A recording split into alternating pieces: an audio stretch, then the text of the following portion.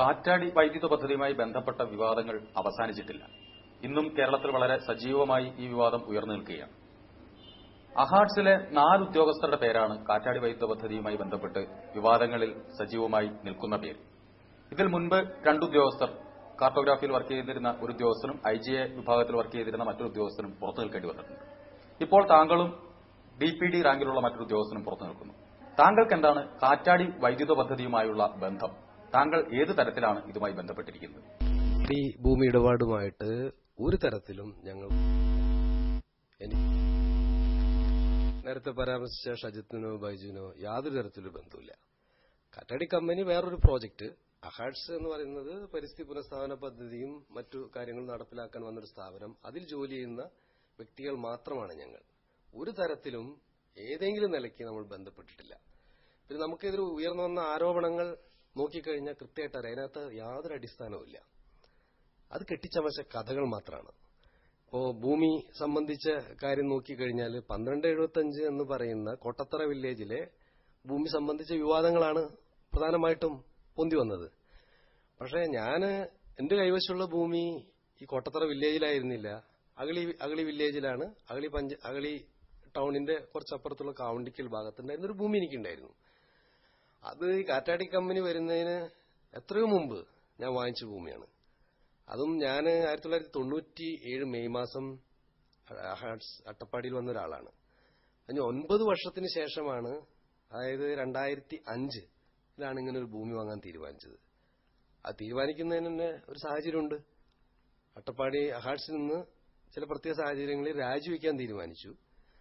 രാജിക്കത്ത് കൊടുക്കുന്ന അതേ മാസത്തിലാണ് ഇത്തരം ഒരു ഭൂമി വാങ്ങിച്ചൊരു ജീവിക്കാനൊരു വഴി കണ്ടെത്താൻ വേണ്ടി ഒരു ഭൂമി വാങ്ങിച്ചു. അന്ന് ഏറ്റവും പ്രധാനം എല്ലാവർക്കും അറിയാം, അന്ന് ജട്രോഫ കർക്കസ് വളരെ പ്രധാനപ്പെട്ട ഒരു ഡീസൽ പ്ലാന്റ് എന്ന രീതിയിൽ വരികയും പ്രചാരം നേടുകയും ഞാൻ തന്നെ ഒത്തിരി ലേഖനങ്ങൾ അതിനെക്കുറിച്ച് എഴുതിയിട്ടുള്ളതാണ്. ഈ ഒരു സാഹചര്യത്തിൽ സ്വന്തം നിലയ്ക്ക് ജീവിക്കാൻ വേണ്ടി ഒരു ഭൂമി വാങ്ങിച്ചു. അതൊരു 10 ഏക്കർ ഭൂമിയാണ്.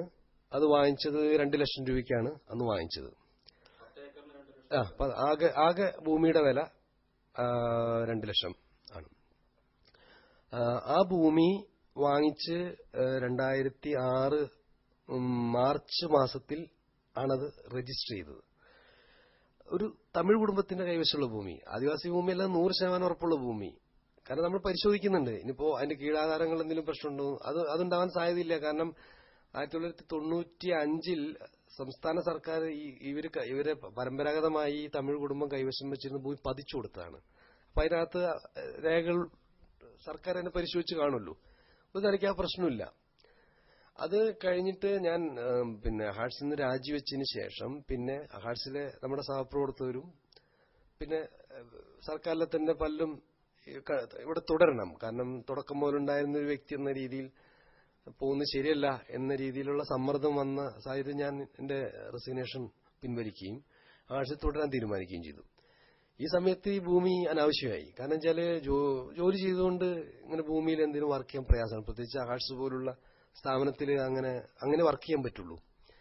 അങ്ങനെയാണ് ഭൂമി വിൽക്കാൻ തീരുമാനിക്കുന്നത്. അപ്പോ ഭൂമി വിൽക്കുന്നത് വാങ്ങുന്നത് 2005 മാർച്ചിനും വിൽക്കുന്നത് 2006 മെയ് മാസത്തിലാണ്. 14 മാസത്തിന് ശേഷമാണ്. അതാണ് അതിന് കറക്റ്റ്. ആ സമയത്താണ് കാറ്റാടി കമ്പനി വരുന്നുള്ളൂ. കാറ്റാടി കമ്പനി വരുന്ന അതേ സമയമാണ്. ഭൂമി ഞാൻ വാങ്ങുന്ന സമയത്ത് കാറ്റാടി കമ്പനി ഇല്ല, അതിന് ചിന്ത പോലും ഇല്ല. പിന്നെ ആളുകൾക്ക് എന്തും അധിക്ഷേപിക്കാൻ വേണ്ടി പറയാമെന്നല്ലാതെ സത്യം അതല്ല.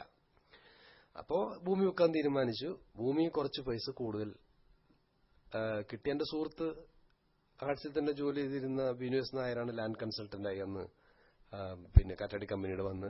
കാറ്റാടി കമ്പനിക്ക് തന്നെയാണോ താങ്കൾ ഭൂമി വിറ്റിട്ടുള്ളത്? അല്ല, നേരിട്ട് കാറ്റാടി കമ്പനിക്കല്ല കൊടുത്തത്, മുക്തിയാർ കൊടുക്കുകയും ചെയ്ത്. ഈ ബിനു എസ് നായരുടെ ഭാര്യയ്ക്ക് മുക്തിയാർ കൊടുത്തു. കാറ്റാടി കമ്പനിക്ക് വേണ്ടിയാണ് എന്നുള്ള കാര്യം അറിയാമായിരുന്നു. അല്ല, കാറ്റാടി കമ്പനിക്ക് ആവാനുള്ള സാധ്യത കൂടുതലായിരുന്നു. അതിൽ ഞാനൊരു തെറ്റും കണ്ടില്ല. ഇപ്പൊ ഞാൻ നേരിട്ട് കാറ്റാടി കമ്പനിക്ക് കൊടുക്കുന്നില്ലേ ഞാൻ തെറ്റ് കണ്ടില്ല. കാരണം കാറ്റാടി കമ്പനിക്ക് അന്ന് കേരളത്തിൽ ആദ്യമായിട്ട് ഗ്രീൻ എനർജിയുടെ ഒരു പ്രോജക്റ്റാണ് വരുന്നത്. കാരണം ഊർജ്ജ മേഖലയിൽ നമ്മൾ സ്വാഭാവികമായിട്ടും ഇപ്പോ ആണവ നിലയങ്ങളോ താപോർജ്ജ നിലയങ്ങളോ പോലുള്ള ഒരു ഇക്കോ ഫ്രണ്ട്ലി അല്ലാത്ത സംവിധാനമല്ല. അത് ഇക്കോ ഫ്രണ്ട്ലി ആയിട്ടുള്ള സംവിധാനമാണ്.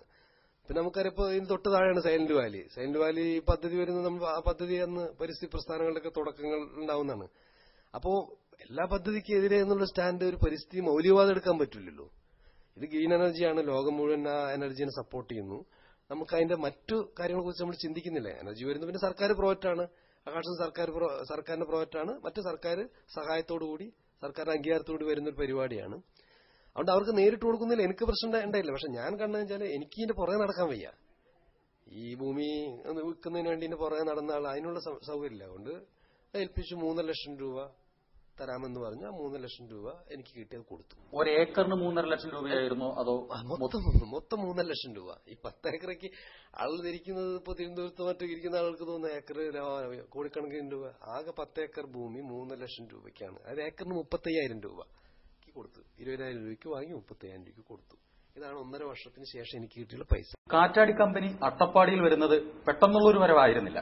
വർഷങ്ങളായിട്ടുള്ള പഠനവും കാറ്റിന്റെ ഗതിയും വേഗവും ഒക്കെ അളന്ന് കൃത്യമായ പഠനങ്ങൾ നടത്തിയ ശേഷം വളരെ കാലങ്ങൾ നീണ്ട ഒരു പ്രോസസ്സിംഗിന് ശേഷമാണ് അട്ടപ്പാടിയിൽ ഈ പദ്ധതി പ്രാബല്യത്തിൽ വരുന്നത്. ആ സമയം മുതൽ തന്നെ ബിനു എസ് നായരി കാറ്റാടി കമ്പനിയുമായി ബന്ധപ്പെട്ടുള്ള പ്രാരംഭ പ്രവർത്തനങ്ങൾ ആരംഭിക്കുകയും ചെയ്തിരുന്നു. പണ്ട് മുതലേ അദ്ദേഹം താങ്കളുടെ സുഹൃത്തുമാണ്. തീർച്ചയായും കാറ്റാടി കമ്പനി വരുന്ന ഒരു കാലഗണനയെക്കുറിച്ചുള്ള ഒരു ധാരണ മുൻപ് താങ്കൾക്ക് കിട്ടിയിരുന്നില്ലേ? ബിനു എസ് നായരിൽ നിന്ന് അറിഞ്ഞിട്ടുണ്ടായിരുന്നില്ലേ? ആ അറിവിന്റെ ഭാഗമായിട്ടായിരുന്നില്ലേ താങ്കൾ ഈ ഭൂമി വാങ്ങിയത്? ബുദ്ധിമുട്ടിച്ചാൽ മതിയല്ലോ. എനിക്ക് എത്രയോ സുഹൃത്തുക്കളുണ്ട്, എത്രയോ ബന്ധുക്കളുണ്ട്. അവരുടെ പേരിലൊക്കെ ഈ സ്ഥലത്തൊക്കെ ഭൂമി വാങ്ങിച്ചിടാലോ. 650 ഏക്കർ ഭൂമി അവർ വാങ്ങിച്ചിട്ടുണ്ടെന്ന് പറഞ്ഞ് ഏതെങ്കിലും രീതിയിൽ ഈ ഇങ്ങനൊരു പണം ഉണ്ടാക്കാൻ ആഗ്രഹിക്കുകയാണെങ്കിൽ ഇതിന്റെ ലൊക്കേഷനെ കുറിച്ചൊക്കെ ഒരു വിവരം കൂടി കിട്ടുകയാണെങ്കിൽ ഈ സ്ഥലത്തൊക്കെ ഭൂമി പലരും പേരിൽ വാങ്ങിച്ചിടാലോ. ഒരു ബുദ്ധിമുട്ടില്ലാത്ത കേസല്ലേ ഇത്? ഒന്നാമത്തെ കേസ്, ഇങ്ങനൊരു വിൻഡ്മിൽ കമ്പനി വന്നപ്പോൾ മാത്രമാണ് നമ്മളിത് അറിയുന്നത്. അപ്പോ ബിനു എസ് നായർക്ക് എത്രമാത്രം വിവരമുണ്ടെന്ന് നമുക്കറിയില്ലേ പ്രോജക്റ്റിനെ കുറിച്ചുള്ള പല പഠനങ്ങളും ഞാൻ മനസ്സിലാക്കിയത് വളരെ രഹസ്യ സ്വഭാവത്തോടും കോൺഫിഡൻഷ്യലായിട്ടൊക്കെ അവർ ചെയ്തിട്ടുണ്ടായിരിക്കാം. ഈ പ്രോജക്റ്റ് ഞാൻ അറിയുന്നത് ഈ പ്രോജക്റ്റ് ലോഞ്ച് ചെയ്യുന്നതിന് തൊട്ട് മുമ്പാണ്. അതിന് മുമ്പ് നമുക്കിതിന് വിവരമില്ല. പിന്നെ ഈ പ്രോജക്റ്റ് വരുന്ന വഴി എന്തെങ്കിലും പിന്നെ പലരും അധിക്ഷേപിച്ച മാതിരി ലാഭമോഹങ്ങൾ ഉണ്ട് എങ്കിൽ എന്തെല്ലാം വഴികളുണ്ടായിരുന്നു. അപ്പോൾ അതൊക്കെ ഒരു ശുദ്ധമായിട്ടുള്ള ഒരു ബോഷ്കാണ്. അതിനകത്ത് ഒരു ഫാക്റ്റും ഇല്ല, ഒരു സംഭവമില്ല. താങ്കൾ ആദിവാസി ഭൂമി വാങ്ങിയിട്ടില്ല എന്ന് തറപ്പിച്ചു പറയുന്നു. പിന്നെ എന്തുകൊണ്ടാണ് താങ്കളുടെ പേര് കാറ്റാടി വൈദ്യുത പദ്ധതിയിലെ ആദിവാസി ഭൂമി തട്ടിപ്പുമായി ബന്ധപ്പെട്ട് വളരെ തീവ്രമായി തന്നെ ഉയർന്നു വരുന്നത്? ആ ചോദ്യമാണ് ഞാൻ എല്ലാവരോടും ചോദിക്കുന്നത്. എന്തിനു വേണ്ടിയാണ് എന്റെ പേരിനകത്ത് വിവാദം? അത് എനിക്ക് തന്നെ അറിയില്ല. കാരണം ഞാൻ അഹാഡ്സിലിപ്പോ സാഹചര്യങ്ങൾ പറയാവുന്ന പഹാഡ്സിലെ ഏറ്റവും പഴയ ഒരു തുടക്കം മുതലുള്ള ഒരാളാണ്. പലരും ധരിക്കുന്നത് പദ്ധതി പ്രവർത്തനങ്ങളിൽ വളരെ പ്രധാനപ്പെട്ട പങ്ക് വഹിക്കുന്നുണ്ട്. ഇതുമായി ബന്ധപ്പെട്ട് പിന്നെ വയനാട്ടിലൊരു പ്രോജക്റ്റ് വരുന്നു. വയനാട്ടിലെ പ്രോജക്ട് കോർഡിനേറ്ററായിട്ട് എന്നെ ചുമതലപ്പെടുത്തുന്നു. അതിന്റെ പദ്ധതി പ്രവർത്തനം ആരംഭിക്കുന്നു. ഇതൊക്കെ ആർക്കാണ് ആരുടെ താല്പര്യങ്ങളാണോ എന്നതിനെ പറ്റി ഞാൻ അഭിപ്രായം പറയാൻ ആളല്ല. ഒരു സർക്കാർ ഉദ്യോഗസ്ഥ എന്ന രീതിയിൽ എന്നെ ഏൽപ്പിച്ച ചുമതല ഭംഗിയായി ചെയ്യാൻ ഞാൻ പരമാവധി ശ്രമിച്ചിട്ടുണ്ട്. ആ പ്രവർത്തനം കൊണ്ട് വേറെ നിക്ഷിപ്ത താല്പര്യക്കാർക്ക് എന്തെങ്കിലും പ്രശ്നം ഉണ്ടായിരുന്നു? നിക്ഷിപ്ത താല്പര്യക്കാരെന്ന് താങ്കൾ ഉദ്ദേശിക്കുന്ന ആളുകൾ അഹാഡ്സിനുള്ളിൽ തന്നെ ഉള്ളത് താല്പര്യക്കാരുണ്ടാകാം. പക്ഷെ അത് ഉള്ളിലൊന്നും പുറത്തുനിന്നോ ഞാൻ പറയുന്നത് ശരിയല്ല. അത് പല സ്ഥലത്തും ഉണ്ടാവാം. താങ്കളുടെ മറുപടിയിൽ നിന്ന് വളരെ വ്യക്തമാണ് അഹാഡ്സിന് ഉള്ളിൽ തന്നെയുള്ള ആളുകളെയാണ് താങ്കൾ ഉദ്ദേശിക്കുന്നത് എന്നുള്ള കാര്യം. അതിൽ ഒരു ഉയർന്ന അഹാഡ്സിലുള്ള ഒരു ഉയർന്ന ഉദ്യോഗസ്ഥയുടെ പങ്കും താങ്കൾ മനസ്സിൽ കാണുന്നുണ്ടോ? എനിക്കറിയില്ല. അങ്ങനെ ഒരു ഇൻഫർമേഷൻ എനിക്കില്ല. ആരൊക്കെ എന്തൊക്കെ ചെയ്തു എന്ന് പറയാൻ എനിക്കറിയില്ല. ഈ വിവാദങ്ങൾ സൃഷ്ടിക്കാൻ വേണ്ടി താങ്കൾക്കെതിരെ പ്രവർത്തിച്ചു എന്ന് പറയുന്ന ആളുകളെ കുറിച്ച് താങ്കൾക്ക് യാതൊരു ധാരണയുമില്ല? അല്ലില്ല. ഞാൻ അങ്ങനെ കാണുന്നില്ല. ഞാൻ ആ കൂടി കാണുന്നത് പല മാധ്യമങ്ങളിൽ വന്ന വാർത്തകളാണ്. പിന്നെ ഇതുമായി ബന്ധപ്പെട്ട് ഇതിന് നേതൃത്വം നൽകിയിട്ടുള്ള രാഷ്ട്രീയ മേഖലയിലും മറ്റുള്ള ആളുകൾ നടത്തിയിട്ടുള്ള പരസ്യ പ്രസ്താവനകളാണ്.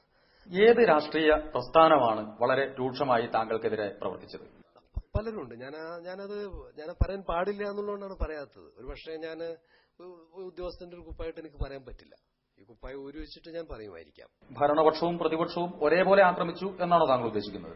ഭരണപക്ഷം ഇതിന് പൂർണ്ണമായി പിന്തുണ പ്രഖ്യാപിച്ചു എന്നാണ് ഞാൻ വിശ്വസിക്കുന്നത്. ഈ പ്രത്യേകിച്ച് അഹാഡ്സിന്റെ കാര്യത്തിൽ അത് ഈ ഭരണപക്ഷം മാത്രമല്ല, ഇതിനു മുമ്പ് UDF സർക്കാർ ഉണ്ടായിരുന്ന കാലത്ത്, ഉമ്മൻചാണ്ടി മുഖ്യമന്ത്രിയായിരുന്ന കാലത്ത് ഈ പ്രോജക്ട് സന്ദർശിക്കുകയും ഈ പ്രോജക്ടിന്റെ നേട്ടങ്ങൾ കൃത്യമായി രേഖപ്പെടുത്തുകയും അതിനെ അംഗീകരിക്കുകയും ചെയ്തിട്ടുണ്ട്. ഈ സർക്കാർ വന്നപ്പോഴും നമ്മുടെ മിനിസ്റ്ററും ഗവൺമെന്റും എല്ലാം തന്നെ ഈ പദ്ധതിയുടെ നേട്ടങ്ങളെ സംബന്ധിച്ച് 100% മനസ്സിലാക്കുകയും അത് അംഗീകരിക്കുകയും ചെയ്തിട്ടുള്ള ആൾക്കാരാണ്. അതിൽ പ്രശ്നമില്ല.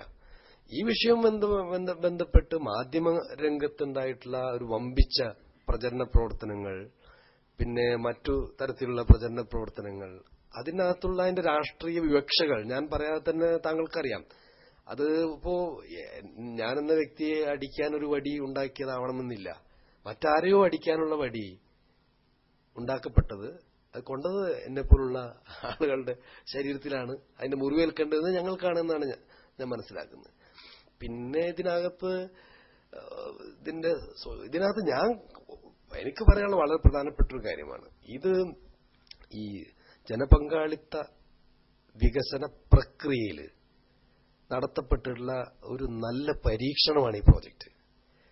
അതിനകത്ത് അവിടുത്തെ കൊച്ചു കൊച്ചു കാര്യങ്ങൾ പറഞ്ഞ് ഈ പരീക്ഷണത്തിന്റെ കഴമ്പ് അറിയാതെ പോകുന്നതാണ്.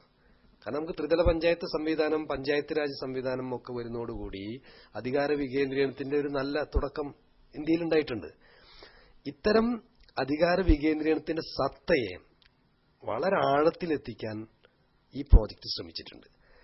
അതാണ് പഠിക്കേണ്ടത്. ഇപ്പൊ സ്വരാജിനെ കുറിച്ച്, പിന്നെ ഗ്രാമസ്വരാജിനെ കുറിച്ച് മഹാത്മാഗാന്ധി പറഞ്ഞ കാലം മുതൽ നടക്കുന്ന സംവാദങ്ങളുടെ ഒരു പ്രയോഗ രൂപം ഇതിനകത്തുണ്ട്. കൊച്ചു കൊച്ചു പ്രദേശങ്ങളിലൂടെ ജനകീയ സമിതി രൂപീകരിച്ച് അതിനെ ശാക്തീകരിച്ച് പദ്ധതി പ്രവർത്തനം നടപ്പിലാക്കിയതാണ്. അത് മാത്രമല്ലല്ലോ ഇതിന്റെ നേട്ടങ്ങള്. കാരണം അവിടുത്തെ സ്ത്രീകൾക്ക് നൽകിയുള്ള സംവരണം, പ്രത്യക്ഷ ജനാധിപത്യ ശൈലി സ്വീകരിച്ചുകൊണ്ട് പ്രസിഡന്റ് സെക്രട്ടറി നേരിട്ട് തെരഞ്ഞെടുക്കുന്നു. അവർ പറ്റാത്ത ആളുകളാണെന്ന് തോന്നിക്കഴിഞ്ഞാൽ പൊതുയോഗത്തിന് അവരെ പിരിച്ചുവിടാൻ അധികാരം. ഇങ്ങനെ പല ജനാധിപത്യ മൂല്യങ്ങൾ ശക്തിപ്പെടുത്തുന്ന പല ടൂളുകൾ ഇതിനകത്ത് ഉപയോഗിച്ചിട്ടുണ്ട്. ഇതാണ് പഠിക്കേണ്ടത്. മറ്റ് ഇതിന് പ്രോജക്റ്റിനെ തല്ലാനും പ്രോജക്റ്റിനെ തള്ളാനും താല്പര്യമുള്ള പല താല്പര്യങ്ങളുണ്ട്. ആ താല്പര്യങ്ങളുടെ ഡയമെൻഷൻ എന്ന് പറഞ്ഞാൽ ചെറിയ ഡയമെൻഷൻ അല്ല. ഇന്ന് കാണുന്ന വ്യവസ്ഥാപിക രാഷ്ട്രീയ പാർട്ടികളുടെ അകത്ത് പോയി നിൽക്കുന്നതല്ല ഈ സംഭവം. അതിന് വളരെ, പ്രത്യേകിച്ച് വയനാട് പോലൊരു സ്ഥലത്ത് ഇത് ലോഞ്ച് ചെയ്യുമ്പോൾ ഈ പദ്ധതിയുടെ ഒരു ഗുണം എന്ന് പറയുന്നത് ഇത് സർക്കാരിന്റെ സംവിധാനത്തിന്റെ ശക്തിയും NGO സംവിധാനത്തിന്റെ സാധ്യതകളും ഒരുപോലെ ഉൾക്കൊള്ളുന്നു ഈ പ്രോജക്റ്റ് എന്നുള്ളതാണ്, ഈ അഹാഡ് സംവിധാനം എന്നുള്ളതാണ് ഇതിന്റെ ഒരു പ്രത്യേകത. അത് വളരെ ഫ്ലെക്സിബിൾ ആണ്.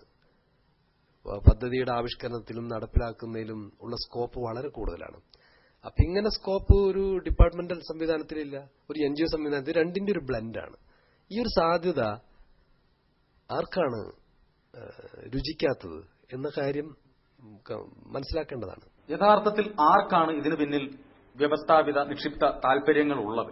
രുചിക്കാത്തത് അതാണ് എനിക്കുള്ള ചോദ്യം. ആർക്കാണ് ഇത്തരം ഒരു സംവിധാനം വരുമ്പോൾ, അത്തരമൊരു വികസന പ്രക്രിയ ജനാധിപത്യ ശൈലിയിൽ ആവിഷ്കരിച്ച് നടപ്പിലാക്കപ്പെടുമ്പോൾ ആരുടെ താല്പര്യങ്ങളാണ് ഹനിക്കപ്പെടുന്നത് എന്നുള്ള കാര്യം ഞാൻ പറയുന്നില്ല. മാധ്യമപ്രവർത്തകർ അന്വേഷിച്ച് കണ്ടുപിടിക്കട്ടെ.